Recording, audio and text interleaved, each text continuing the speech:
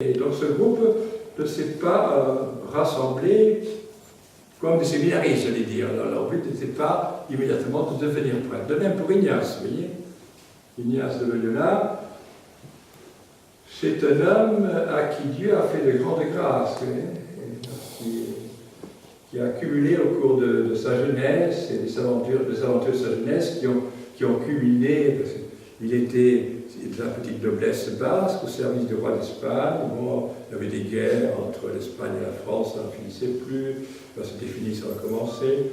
Donc il a été blessé au siège de Pampelune, fait par les Français, en l'an 1521, et il était catholique avant, bien sûr, mais bon, il menait la vie des jeunes de ce temps-là.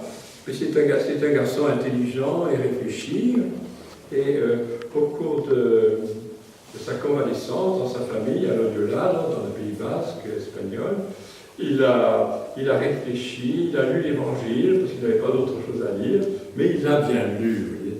Et ensuite, donc il est parti comme un pèlerin, il n'a pas repris sa vie de courtisan, il s'est fait pèlerin, il a abandonné toutes les anses relatives qu'il avait, c'était la petite noblesse du Pays basque, assez pauvre, vous savez.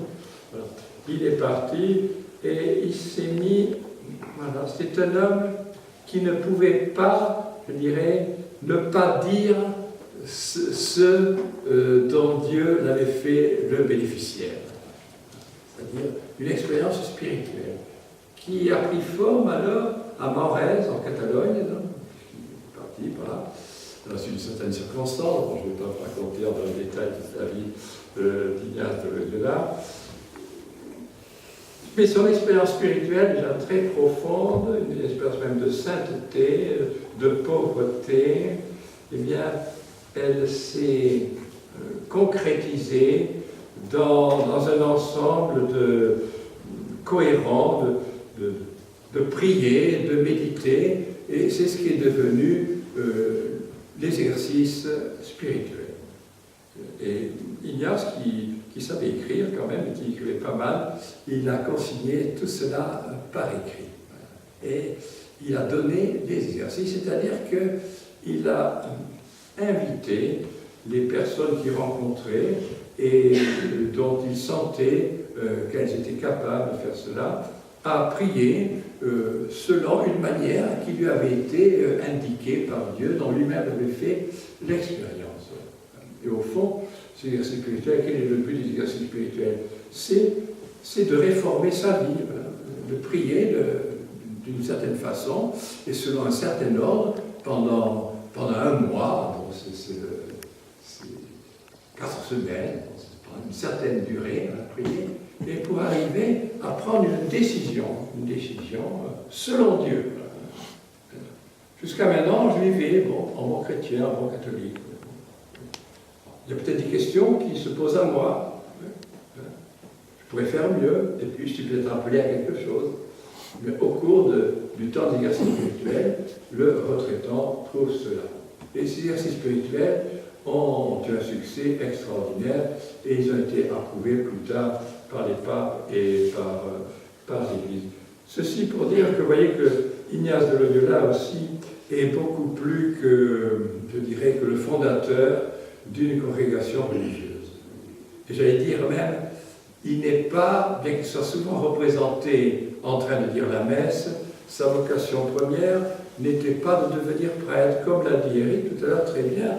Pourquoi a-t-il étudié? Pourquoi est-il venu à Paris? C'est pour étudier, parce qu'il s'est rendu compte, étant donné les difficultés qu'il rencontrait en Espagne pour annoncer son évangile sous la forme d'exercices spirituels, qu'il ne pouvait pas le faire s'il n'avait pas fait des études. Vous savez, c'était l'époque où, donc, comme j'ai dit, et comme vous le savez, de la réforme protestante qui se développait, donc les pays catholiques étaient obligés de se défendre contre ce danger, voilà. Et puis il y avait ce qu'on appelait le tribunal de l'Inquisition qui défendait la foi. Donc Ignace, en Espagne, il faut le reconnaître, il a eu quelques difficultés à ce point de vue, parce qu'il n'était qu'un simple laïc. Il n'avait pas étudié la théologie, il s'était confessé, il a vu quelques pères spirituels. Donc il a compris il fallait qu'il étudie, qu'il prenne ses grades de philosophie, de théologie, et il a décidé d'aller, comme l'a dit Eric tout à l'heure, dans la meilleure université de l'époque, qui était l'université de Paris. Et c'est ainsi qu'il est devenu prêtre, je dirais, un petit peu comme accident. Ce qui ne veut pas dire quand même que c'était secondaire, car les jésuites, tous ses compagnons, eux aussi, se sont fait ordonner prêtres, sont devenus prêtres. Et la compagnie de Jésus est une congrégation de prêtres, bien qu'il y ait des jésuites non prêtres aussi. C'est vrai. Voilà. La plus grande partie des jésuites sont aussi ordonnés. Et nous sommes très particulièrement donc aujourd'hui, et surtout le 15 août, parce que le 15 août, je pense qu'on dit la messe ici aussi, en souvenir de cette donation qu'ont faite d'eux-mêmes, donc ces 7 compagnons à Montmartre, le 15 août 1534, donc ils n'étaient pas encore du tout jésuites, vous voyez, mais voilà, ils voulaient faire quelque chose ensemble, pour l'Église catholique. Et finalement, ils ont décidé de se séparer, après avoir été ordonnés, ils ont été ordonnés de manière, je ne vais pas détailler, mais comme je l'ai dit tout à l'heure, ils se sont retrouvés à Venise, tous ensemble, pour faire un pèlerinage à Jérusalem, comme le pèlerin Ignace l'avait déjà fait avant de venir en France. Il était simplement pèlerin et saint pèlerin en Espagne. Et malheureusement, ils n'ont pas pu le faire du fait que c'était la guerre entre l'Empire ottoman, les Turcs, et puis la République de Venise, dans la circulation maritime, surtout pour les pèlerins, c'était impossible au moins pendant quelques temps. Ils sont allés à Rome, et là, ils se sont mis à la disposition du pape, et ils ont compris ils ont réfléchi, justement. Ils ont fait des exercices, ils ont prié, ils ont réfléchi, ils ont demandé conseil, et ils ont décidé, non pas, ils auraient pu le faire, ils avaient, je dirais, une spiritualité commune, un esprit commun, ils auraient pu très bien se disperser, et puis chacun aller annoncer l'évangile à sa manière, à droite ou à gauche. Non, ils ont compris, étant donné qu'ils se connaissaient bien, qu'il fallait qu'ils restent ensemble, voilà, et c'est ainsi qu'a été fondée la Compagnie de Jésus, donc un nouvel ordre religieux, qui, du fait des circonstances de l'époque, a eu, il faut le reconnaître, au cours du 1er siècle de son existence, un essor assez extraordinaire. Grâce d'ailleurs, il faut bien le dire, aux jésuites portugais et espagnols d'abord. Puis ensuite, il y a eu des Français, il y a eu des Anglais, des Allemands, des Italiens.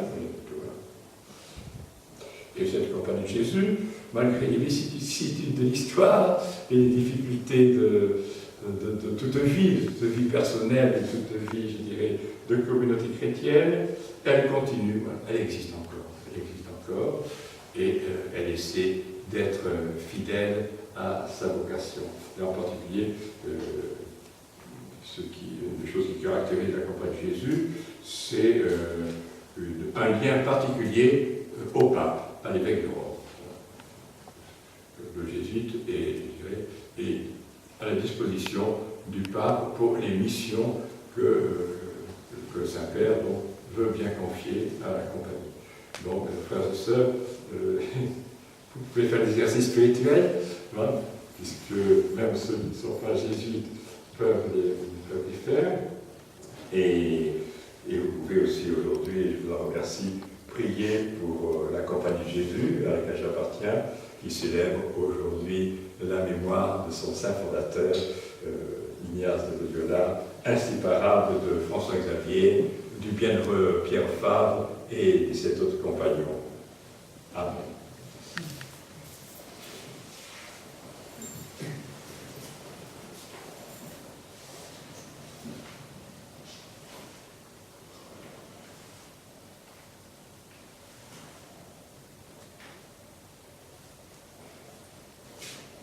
Nous affirmons notre foi en